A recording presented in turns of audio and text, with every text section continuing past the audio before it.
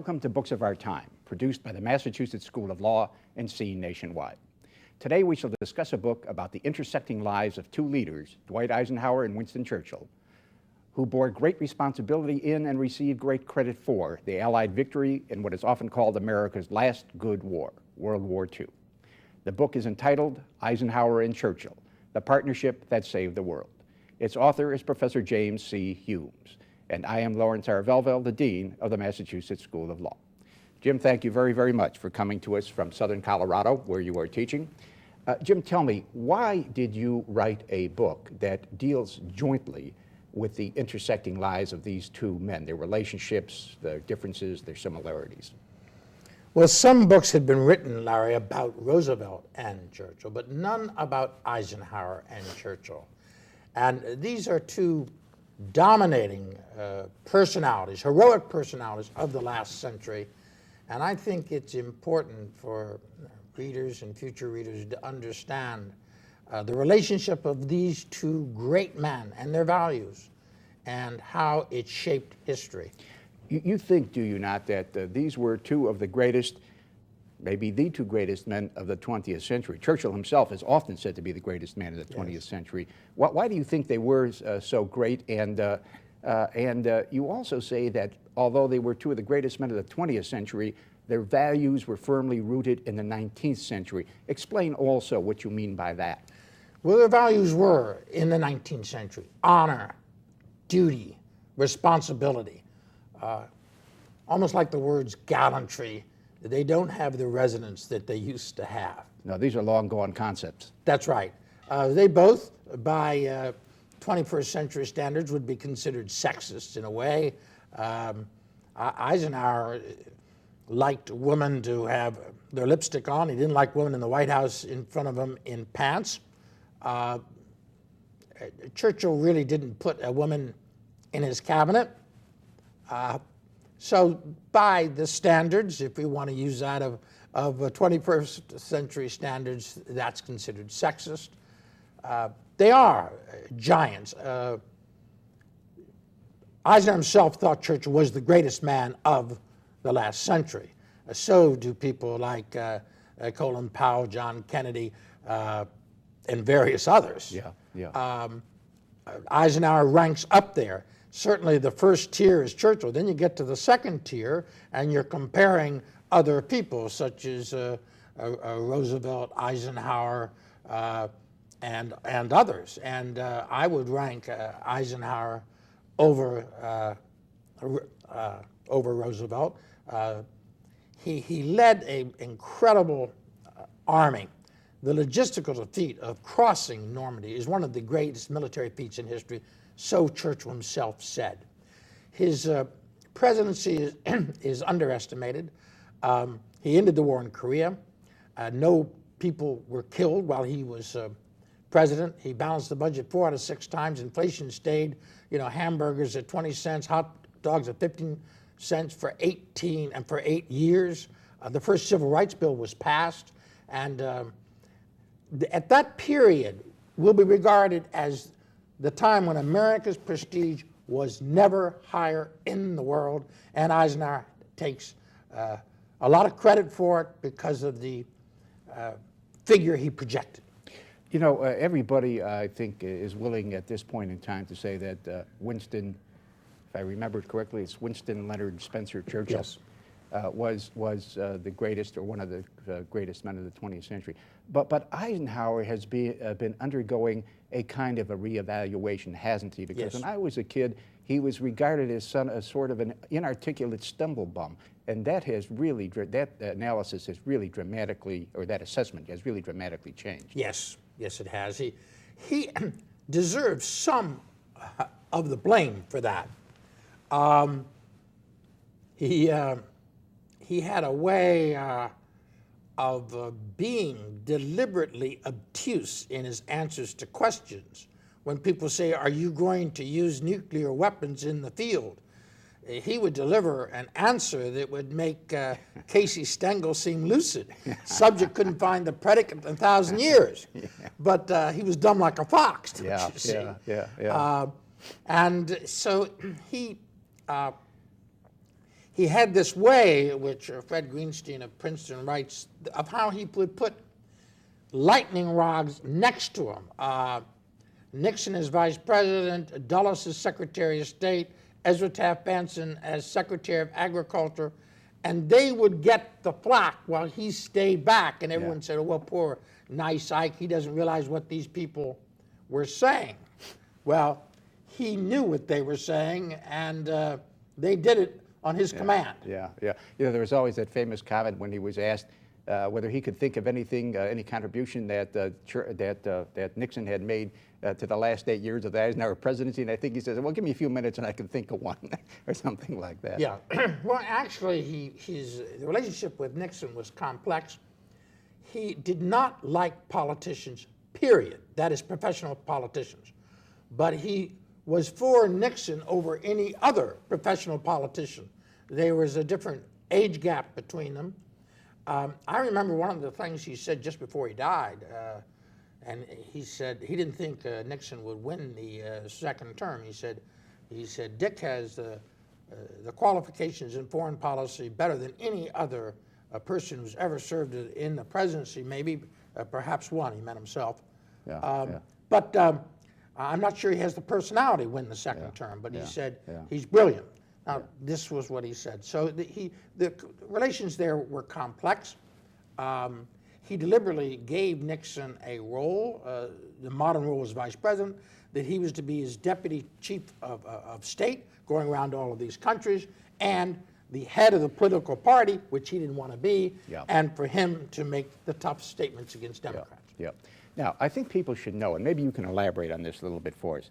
You actually have known the Churchill family, have been personal friends with the Eisenhower family, were an aide to Eisenhower, and have been acquainted and spoken to and before everybody from Ronald Reagan or Jimmy Carter right back to Eisenhower and Churchill. Why don't you tell us a little bit about the relationships you had with Churchill, with his sons and daughters, and with the Eisenhower family, starting with Eisenhower himself and coming down through the generations? Well, I met Churchill in May 29th, 1953. It's mentioned in Sir Martin Gilbert's book. I shook hands with him. He said, young man, study history. Study history. In history lie all the secrets of statecraft. I went back to my room, tore down the picture of Ted Williams and put up Winston Churchill. People say, well, gosh, you've met other presidents, you've written, and you can say for 5 U.S. presidents. I said, no, it wasn't. When I met Churchill, it was like meeting Napoleon, Julius Caesar, or Alexander the Great. With this exception, I agreed with the values of Churchill, not with those dictators. But Churchill was like shaking hands with history. Now, Eisenhower. Can I interject something here? Yes. You do a wonderful imitation of Churchill, and I'm sure you will do it periodically, but the suit that you are wearing is a Churchillian suit. He was famous for that blue pinstripe suit. That's right, that's right. Now, Eisenhower, his persona was much different than the real Eisenhower. Eisenhower, if the cameras were on him, he could flick a magic button and be Huck Finn as painted by Norman Rockwell.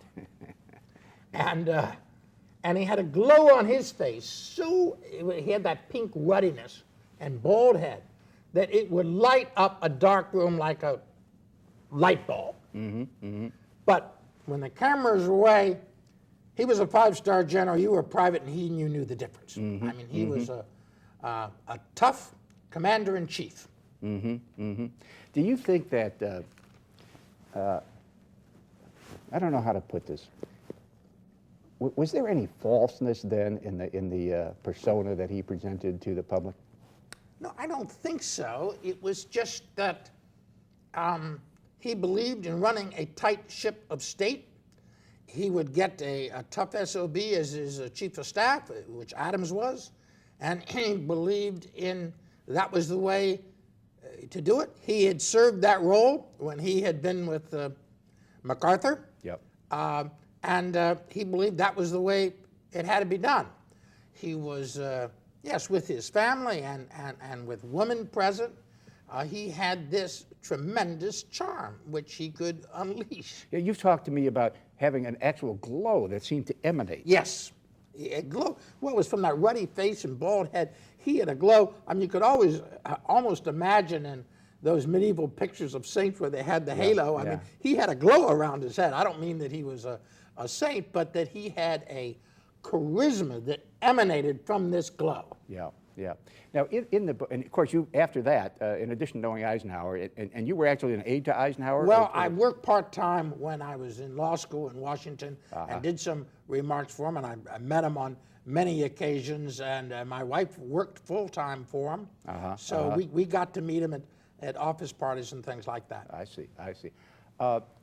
In the book, you talk a lot about the differences and similarities and circumstances and the characteristics and the nature of the two men.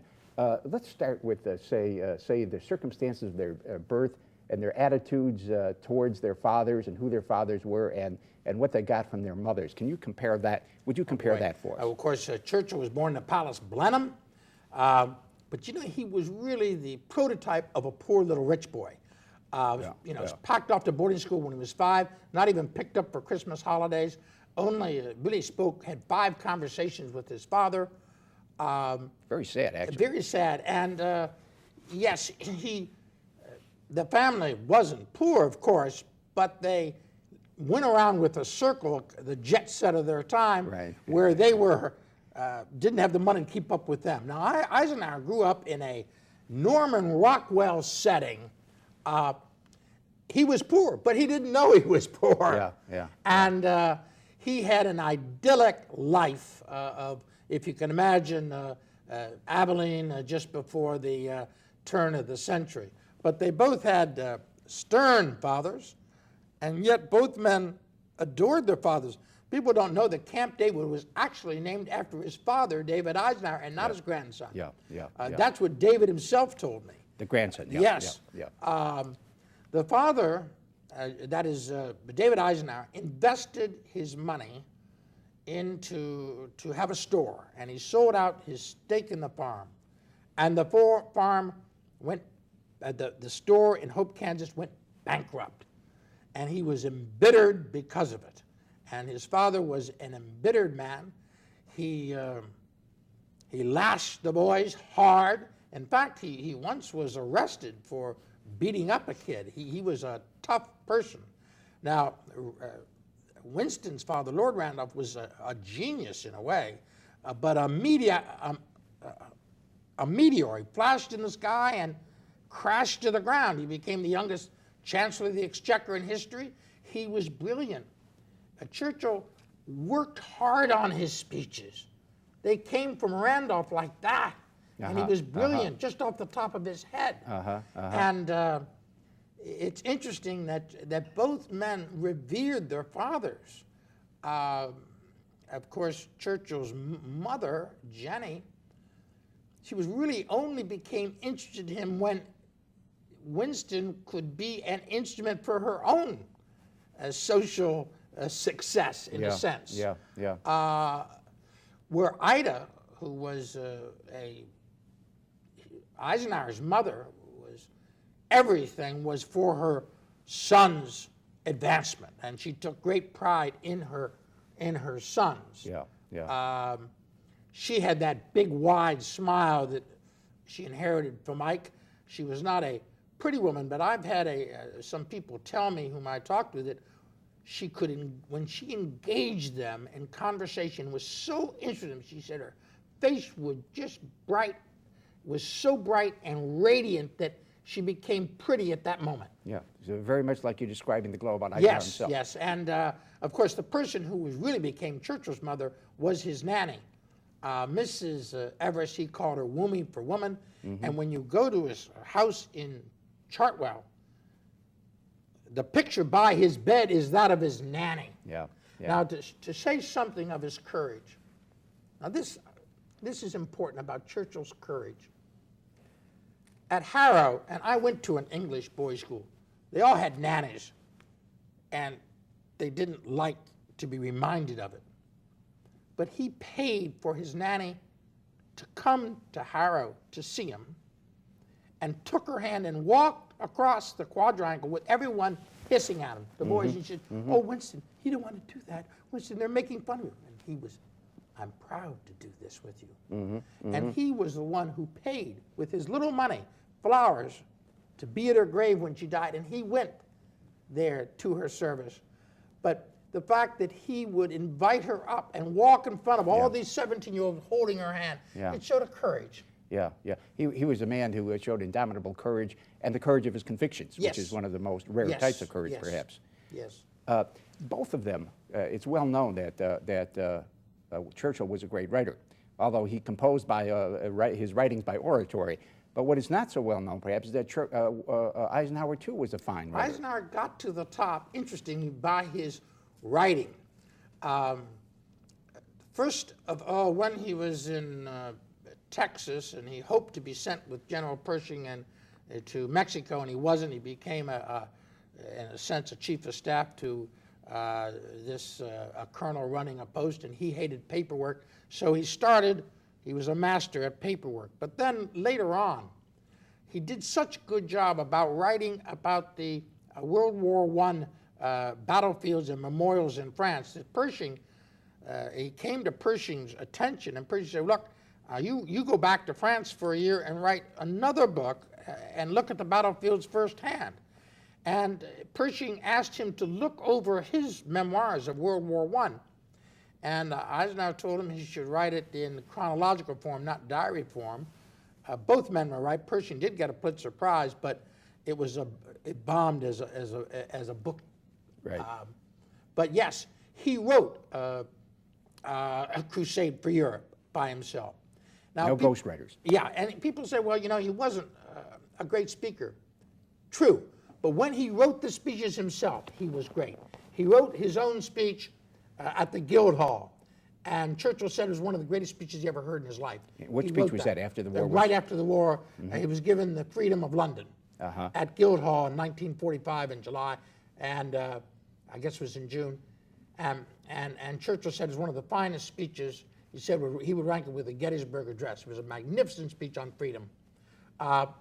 He wrote his eulogy for Churchill, and Johnson did not send him on the delegation to go there to the funeral, but he said, delegation, no delegation, I'm going to say goodbye to my friend. But he opens up and he said, on the mighty Thames, that great avenue of history, now bears the barge with the last mortal remains of Sir Winston Churchill. He was a maker of history. But I can hear him now say with the poet, sunset and evening star in one clear call for me, and may there be no moaning of the bar when I set out to sea. Well, I could give the whole, but it was a beautiful speech. He wrote it himself. You have one of those remarkably flexible faces. When you imitate Eisenhower, you look like Eisenhower. And in your book, somebody looks at you and looks at the picture of Churchill in your book. There's a certain resemblance to Churchill as well. Maybe it's just that all people with brown faces look like that. I don't know. But they do. He did have. Thank you. He did have. When he spoke himself, and one of the things I asked why his letters that Eisenhower had were so boring and bureaucratic when he was in the White House, and someone came and said, look, they don't sound like you. He said, look, I made up my mind. I've only so much time as president, and I delegate that out, and I sign it. I know they're boring, and I knew I wouldn't write them that way. I first began to think that the general idea about Eisenhower was wrong when I saw a television program in 1964 where he toured the Normandy battlefields, the beaches, with Walter Cronkite, and his command of the language, his command of the facts and everything was most impressive. He began to get the idea, well, hey, maybe this idea of an inarticulate stumblebum is not right. Why did Eisenhower, why wasn't he a better speaker? Did he not care? Did he think it was too hammy? What was his... The difference is, Roosevelt, MacArthur, and Churchill all descended from a New England ancestor, interestingly. And I like to think... They had a common ancestor. Yes, a common very ancestor. little known fact. No, that's right. Yeah. And I think that there's one common gene that came down, Yeah. H-A-M, ham. Yeah. And Eisenhower was sort of like, I remember with George Bush. George Bush said all speeches that his senior were BS and bragging. And Eisenhower had a bit of this in him. He just resisted. And mind you, he served under MacArthur and wrote MacArthur's speeches in the Philippines. And he was a great speaker. Yes, and he just saw, you know, what he said about MacArthur. I remember he was saying to a group here, well, you know, he said, Mac had an eye problem. You know, people with glaucoma, detached retina. He had a fatal addiction to the perpendicular pronoun, I. Yeah, right. And he saw in that ham, that kind of practicing speeches. And someone came to him and said, you know, you should pause or do this. And he said, and actually it was Tom Dewey in the 52 campaign who fancied himself as a great orator. And he made this. And boy, he just turned his score on him and said, look, I studied under the Manila School of Dramatic Arts. Don't tell me. Right. We have to take a break and go to a couple of public service announcements. But when we come back, maybe you could tell the people a little bit about, I want to skip a little bit now and talk about some of the things that they agreed on and disagreed on in World War II and some of the famous things that Churchill said in World War II. So we'll continue with that as soon as we come back from the break. Stay with us.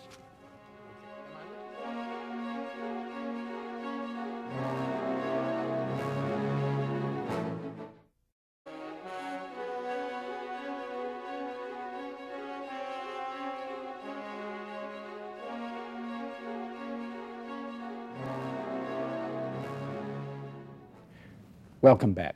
Jim, they went through so much together from 1941 through 1945, and then again in the early 1950s, that when Winston Churchill lay dying, Eisenhower visited him. Tell about that. Well, he went over for the 20th anniversary of D-Day, and he stops in London, 28 Hyde Park Gate, and Lady Churchill tells him that Winston had a stroke. He's in King Edward's Hospital. Now he comes into the room, and there is Churchill propped up against the bed, his face flaccid with 9 decades of infirmities. He cannot speak. He's paralyzed. But he has his hand, and he takes it over, this pink cherubic hand, and clasps Eisenhower's. No word spoken. 4 minutes pass.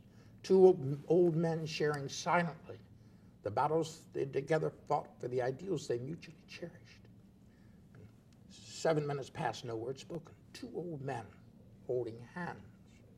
Now, I've written 30 books, but no one, save Churchill himself, could have written words more poignant, more eloquent than that mute hand clasp between 2 nations, 2 leaders, and 2 friends. And then 9 minutes pass. And Churchill unclasps the hand and gently waves. Right. There was a... And Eisenhower withdraws, and he says to Anthony Montague Brown, who was Churchill's aide who had come, he said, I just said goodbye to Winston. But you know, you never say farewell to courage. 9 minutes just holding hands. What a remarkable scene.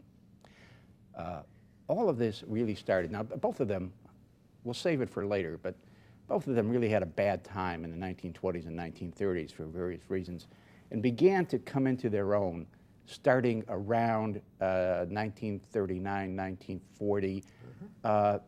Tell what happened, how Churchill first came back into the cabinet and that great cable went out and the reason behind it that said Winston is back, how he came back into the cabinet and how that he then became the prime minister, what was said by others and by him. Well, when Britain went to war in 1939, after the invasion of Poland, Chamberlain's government was tottering, and he brought in its greatest critic, Churchill, to be First Lord of the Admiralty again. And he goes back into the Admiralty, and the maps were still as he left them in World War I. And it's piped around the Navy, Winston is back. Yeah. And yes, he, and then of course That's what he they would thought of become him. oh my, yes. Every sailor, I mean, flashing on every ship in Singapore, Malaysia, Winston is back. Yeah. And then of course that was 39, and he became prime minister in May. And when he became prime minister, because a fellow named, well, not because, but when he became prime minister, just before, a fellow named Amory, I think quoting from Hamden, Cromwell. I think, you have sat too long. In the name of God, go! Right. And they quoted that, Hamden in the Long Parliament, and that was the message to Chamberlain to resign. And Lloyd George, the old prime minister, came up and gave a great speech that he had to go. He said, the greatest contribution you can do your country is to lay down your seals of office. And this was the man who had seen Britain at the end in 1917 and 1918 through to victory and in Churchill, the end. then came in, although the Conservative Party did not want him. But he was the only conservative the Liberal Party and the Socialists would accept. Right. And then when he came in, he made that famous speech. Well, yes, he said, he looks down, and all of these men, they had mocked him, they had laughed at him, they had jeered, they'd walked out when he had given his warnings, and now, back against the wall, they're facing him. And he said, I speak to you for the first time since I became prime minister. And I will tell you, as I told the new cabinet last night, that the only thing I have to offer you is blood, toil, tears, and sweat. And after that, not terribly long after that, came Dunkirk. And the secretary, they were arguing with Churchill to negotiate a surrender because of this. They didn't know whether there would be an army left on the morrow. And the secretary is saying how Churchill went to the cabinet room, and he is lecturing, he's pacing back, and, as he said, it's kind of unintelligible, and then out the words would come out chiseled so perfectly like diamonds. And then he came to this voice, that we shall fight on the beaches, we shall fight on the landing grounds, we shall fight in the streets and in the hills. And then she said, Mr. Humes, his face broke into tears. His body shook with sobs for his stricken country for a whole minute. And then he said, we shall never surrender. And when he said that, the House of Commons the next day, they all rise up. And he says to the Foreign Secretary, if the Nazis do come ashore, we'll beat them over the heads with the butt ends of broken beer bottles, which is bloody all we've got. And he says that. And then he goes to the BBC studio and he says this. And this speech is beamed to Canada, Australia, but really it's beamed to one man, Franklin Delano Roosevelt, President of the United States. And Roosevelt is up on the second floor with Harry Hopkins, his aide. And he turns it on, and when it's over and he hears this, we shall fight, he says to Hopkins, well, Harry, as long as that old bastard's in charge, Britain will never surrender. It's not like putting money down the rat hole as in France. And a neutral nation gave aid to beleaguered Britain by hearing that speech. Yeah. I don't want to break this, but I do want to mention one kind of interesting thing about an irony about that "we shall never surrender" speech. Because Churchill would never surrender, Lloyd George would never surrender, and Ho Chi Minh would never surrender. And you make the point in your book. Interesting, yeah. In 1914, war is declared. And David Lloyd George is depressed because he's interested in domestic programs. And he thinks the leader who's waiting on them is Ho Chi Minh. Ho Chi Minh. And it's interesting because Ho Chi Minh had been turned down for service in France because he was Asian. And boy, he took that, and he bore that in here. And I don't think, I mean, Churchill, and they didn't know who Ho Chi Minh was. He was just a course, waiter he was with a the waiter. dinner course. Yeah, yeah. But it's fascinating. One of the little And, circumstances. yeah, history, yes. Yeah, one of the little circumstances. To get back, after Dunkirk came Hitler's attempt to beat Britain into surrender, first by bombing the airfields and then by the Blitz. Yes. And Churchill made one of the great comments of human history about that after Britain won the Battle of Britain.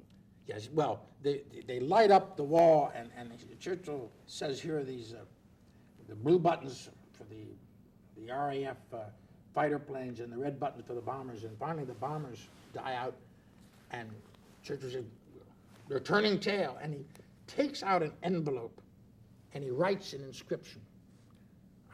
Never in the field of human conflict is so much been owed by so many to so few. And he was writing his inscription to the RAF, who were 18, 19, 20, who flew 40 hours in the sky. Yeah.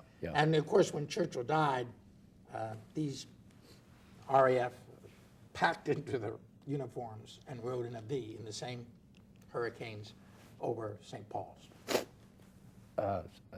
20, these guys were then in their 40s. Yes, 50 something. 40. People don't realize wars are fought by very young men, 16, 17, 18, 19, 20-year-old men.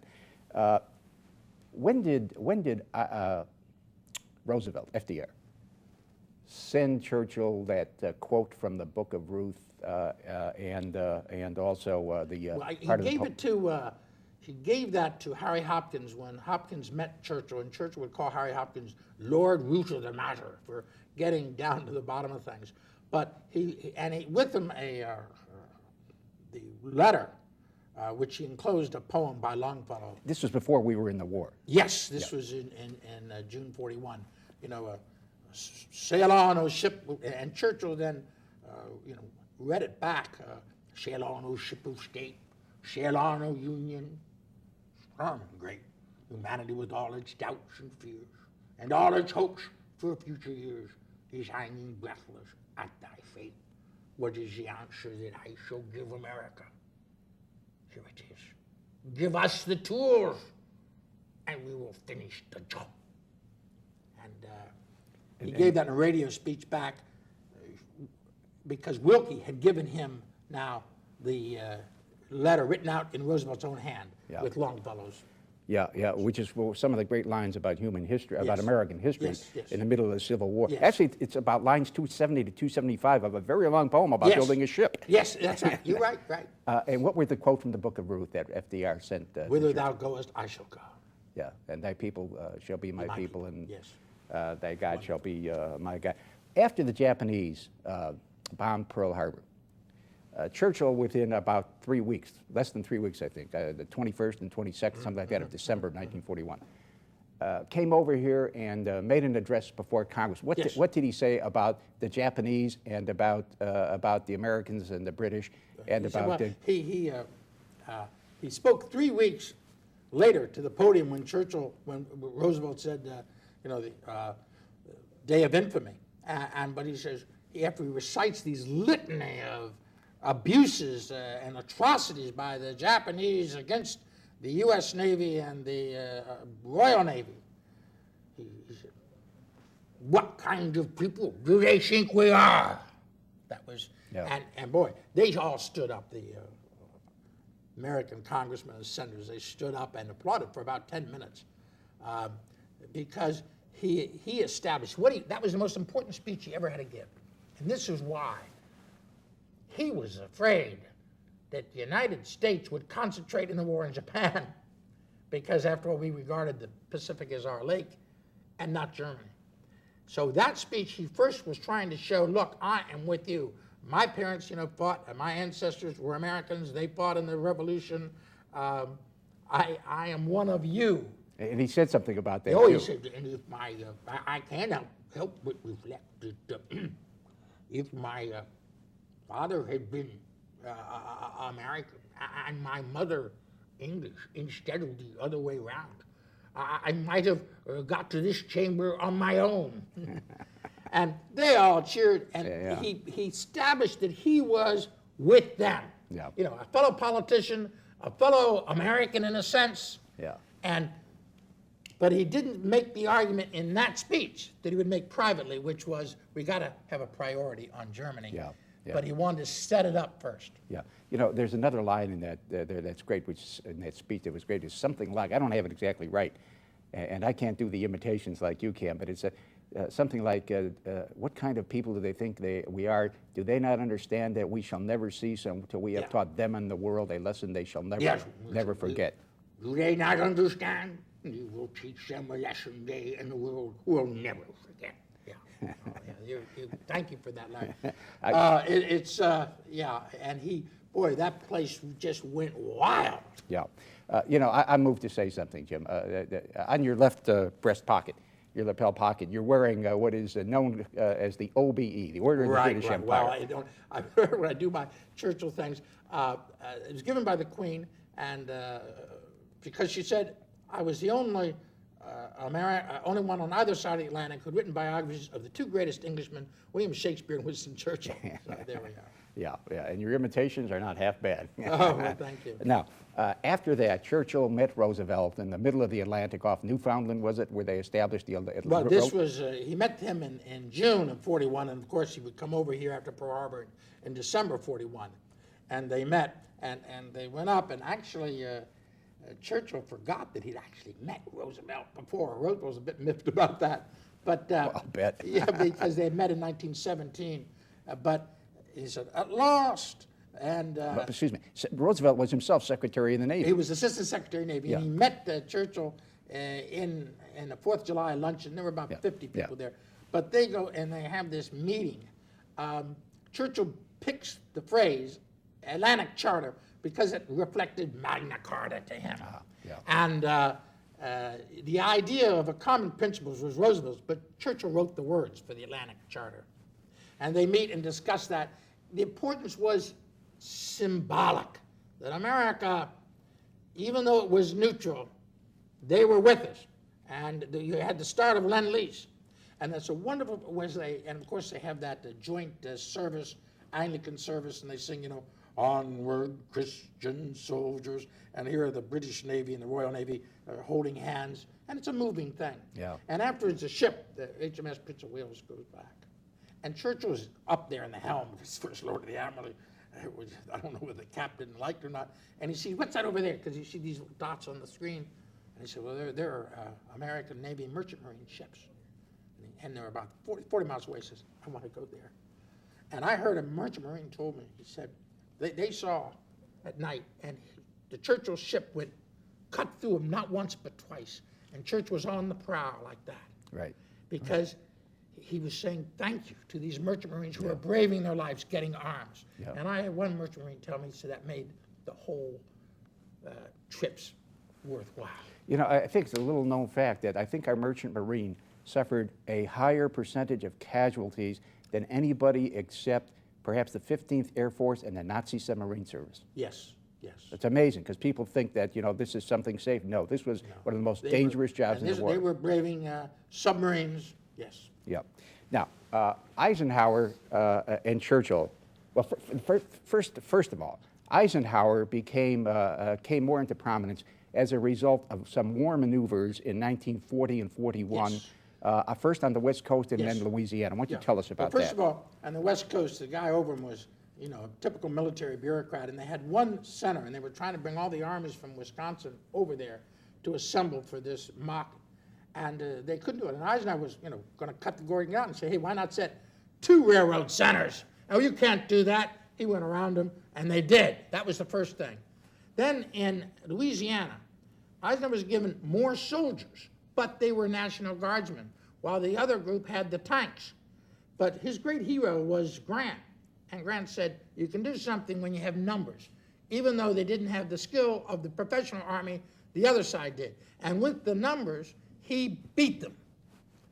And so they said, hey, this guy, and he went to the top. And Marshall, interesting, after they met, and when they came over, at the same time Churchill came over, the people met. Well, some of the British officers were a bit much, saying, well, of course, you become a gentleman when you graduate from West Point, but we're gentlemen before we go to Sanders. and the Americans just bristled. Yeah. But Eisenhower, massive with this smile as wide as Kansas. Yeah. And didn't say anything, and afterwards Marshall says, Eisenhower, I've gone through the general officers list, and I've struck out everyone who's a desk pounder, blame shifter, doom monger, do it all yourself type, and you're the only one that's left. Don't let me down, Eisenhower. Well, we're going to go to a break. When we come back, we will talk about Eisenhower being put in charge first in North Africa. Yeah, and where the people felt he did let them down at first. Yeah. And Churchill came to his rescue. And then finally, of course, in Normandy. We'll discuss all that in just a moment. Stay with us. We'll be right back after a public service announcement. Great.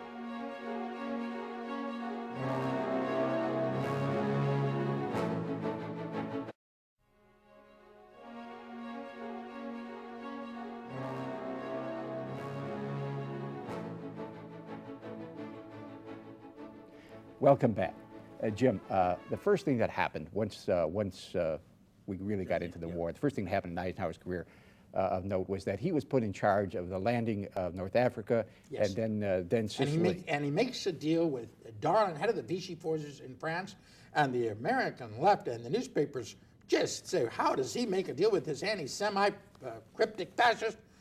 And Churchill comes to his rescue and says, well, if you can save one American or English life by making a deal with Darlan, Ike, kiss him on the cheek, Ike. Nay, kiss him on all four cheeks. and then, of course, the Americans have the first action at Kasserine Pass, and as Eisenhower said, I had my ass handed to me, and everyone said, bring Ike home, and Churchill says at 10 Downing, she said, well, first of all, it was a minor skirmish. Secondly, General Eisenhower succeeded in having the Nazis bring 4 divisions from Russia. And finally, he did the impossible. He welded together 2 nations seamlessly. Nay, 6 nations. You know, that welding together, which was one of Eisenhower's great abilities. You mentioned to me a story about Eisenhower, about Churchill telling Eisenhower there's only one thing worse than fighting a war with the Allies. Why don't you tell that? He said, well, there's only one thing worse than fighting a war with allies. And I said, what's that? Fighting a war without allies. And he said, what's the problem? He said, well, your General Patton is the only bull I know who carries his own China shop around with him. And then, of course, Eisenhower mentioned Montgomery. He said, oh, Monty, in defeat, indomitable, in victory, invincible, and he says, in advance, invincible, and in victory, insufferable. And then he said, but the real cross is General de Gaulle. He says, he seems to think he's Joan of Arc. And my problem is that my bishops won't allow me to burn him. Jim, Eisenhower and Churchill had some disagreements during the war. They remained extremely amicable, extremely close. Yes. They worked together beautifully, but they had a real disagreement about whether we ought to try and invade Europe through Italy and the Balkans or through France. Why don't you explain the thinking on each side about that? Okay. Eisenhower always saw this as a general. Eisenhower saw it as a general and Churchill as a statesman. Churchill wanted to go through Italy and then to the Balkans to get there before the Soviets. Eisenhower said, it's not the soft underbelly. These are mountains there, and he did not want to do that. So that was their first disagreement. That was to sort of stop what happened with the Soviets taking over Eastern Europe. Yes. That was, Yes, but you would lose a lot of people, and Eisenhower was thinking as a general. The second big difference was going into Berlin, and Eisenhower, like his hero Grant, Richmond and Berlin were not strategic centers. The idea was to destroy the army, and if Russia was going to go there, it would save 250,000 of our troops. And Eisenhower's feeling, well, look, if that's the case, let Churchill make his argument, because I have reservations about the Soviets, to President Roosevelt, my commander-in-chief.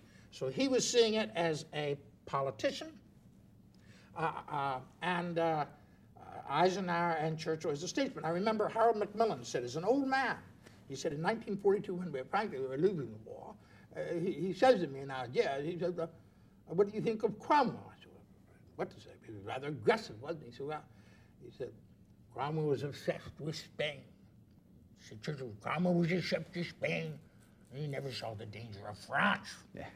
And he said, even though we were losing at the war, Churchill at that time was already, after the war, what to do with Soviet Union.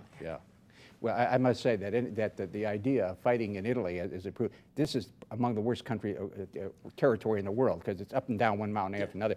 Churchill did not agree really wholeheartedly, did he, with Eisenhower or the American generals in general about invading France through Normandy, or about the subsequent landing, which has been lost to history, at Marseille, which we made just a month or so after we landed in Normandy. That's right. He was against that.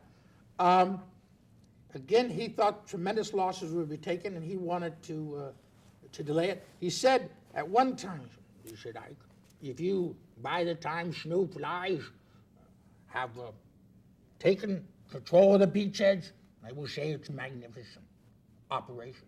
And if by the time of December you have taken Cherbourg, I will congratulate you on the greatest military operation in the 20th century. And if by the time snow flies in Christmas, the city of lights, Paris is free, I will say you're the greatest commander since Julius Caesar, right? They worked out a lot of this stuff, hashed a lot of this stuff out at regular luncheons and dinners, right? Yes. Every Wednesday luncheon at 10 Downing Street, and then in the Friday at Chequers, and Churchill, as I said, Eisenhower called it his sunbath treatment. And Churchill was actually, I don't know if instrumental is perhaps too strong a word, but Churchill always supported Eisenhower, even when Churchill's own General Montgomery, who was just a terrible guy in many ways. He always supported Eisenhower, including Eisenhower was considering firing Montgomery, and Churchill agreed to back him, and then Eisenhower finally relented because he was such a icon. But he had, Eisenhower looked at as a general. Churchill was a marvelous statesman. You know, they said about him that he was the only man in history who ever prophesied history, made history, and recorded history. And he had these gifts that you don't see anyone on the political stage having today. He had the ability to look into the future. He had the knowledge of an historian, Larry. He had the imagination of a poet. He had the courage of a soldier. And he was a soldier. He braved gunfire on 5 continents. That's why Eisenhower respected him so much. And he knew that he would make his prediction, and then on that prediction, another prediction, and on that, another. And most bureaucrats, they play it safe, and he was able to do that. And the courage of a soldier, because he was ready to face defeat if he's wrong. And Eisenhower said of Churchill, he said, you know, Winston always told audiences not what they wanted to hear, but what he wanted them to hear. Which is something that you don't hear today. No, you don't hear that today at all. I think that Churchill once said something to the effect that after the Boer War, there is nothing so exhilarating as being fired at without effect. Yes, he said that. No, he was at the American Field Force. There's nothing more exhilarating than to be shot at without result. And by the way, I helped write the toast for Reagan, for Margaret Thatcher, and I used that toast in it. And it was not picked up by the public. But when he was shot, he stripped for surgery. He says, well, you know what Churchill said, that nothing more exhilarating than to be shot at without result. And that went over national television. Right. It wasn't the Boer War, it's the Malacan Field Force. Tell the audience a little bit about some of Churchill's famous predictions about the Cuban Revolution, when World War I would start, what would happen with Russia. The most amazing thing was World War I. 3 years before it started, he said that Germany would invade France through Belgium. They would cut through, and for 40 days, the German advance and then it would be stopped at the Marne River, and he was exactly right to the very day. How did he do that? Well, I mean, he had this ability as a prophet of once, okay, they're going to do it this way because that's the way they have to, and then if they do that, then how many days would it take them to go through, and it's flat territory, and then you have the river. I mean, he just, as I said, had the courage of a soldier to not to play it safe, which bureaucrats do and politicians do, but to take that first, like a Columbus, and you're going out into uncharted waters, he would make that prediction and ride with it and take the next step and the next step. You know, and you know, I mean, he predict. I mean, imagine in 1921, he said, if the West continues to rely on liquid fossil fuel from a fragile and politically vulnerable Middle East, someday we will be the victims of international extortion. We must have a new source, alternative source to oil. That was 1921. Yeah. I predicted the creation of Israel. 1905, he predicted, he sent messages to Stalin that Hitler was going to attack him. He predicted the Cold War. In fact, you know, the Iron Curtain, he predicted that. You know, he predicted to Jack Coburn, who's going to meet Eisenhower that first time, and when Eisenhower was president, and Coburn said, well, when do you think the Iron Curtain will fall? And he said, well, he said, when you become my age, maybe 75, I'm 77, you will see it falling. Because he thought that World War II had given legitimacy to the Soviet revolution. But by the time their grandchildren were there, they would see the falsity of the Marxist promise and would fall. But, I mean, he was a genius. No one in history can match that. Do you think that Eisenhower really wanted to become president, or did he do it out of a sense of duty, or was it both? Or how do you assess it? Eisenhower was ambitious. He didn't show it, unlike Churchill. He figured Dewey would win in 48, and that was it. When Dewey didn't win, he had a problem. He saw Truman as a demagogic populist with deficit spending. He saw Taft as a dangerous isolationist. And the Taft election, he thought a Republican would win, and this would endanger all he had worked for in NATO, and he felt that he had to run. Because Taft wasn't going to send soldiers over or anything like that. Yes, he was going to really cut the commitment in NATO. He went to Taft and said, you know, please give me some commitments on NATO, and he wouldn't do it. Yeah. Now, we have just 30 seconds left, but in that 30 seconds, maybe you can address the question. Eisenhower, when running for president, said he would go to Korea. He did go to Korea. Yes.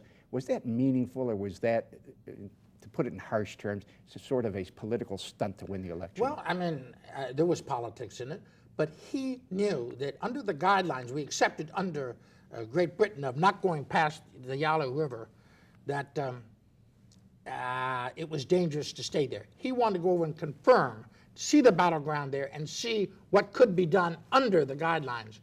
But he felt that he went over there and wanted to buttress his own belief that we had to get out of there. I see. So it was meaningful to him because he learned Yes. something. We have to wrap it up. Thank you very much. All the way from Colorado. Hey, terrific. Write another book, will you, so we can have you back again. Thanks a lot, Jim. And to our audience, thank you, and be with us again.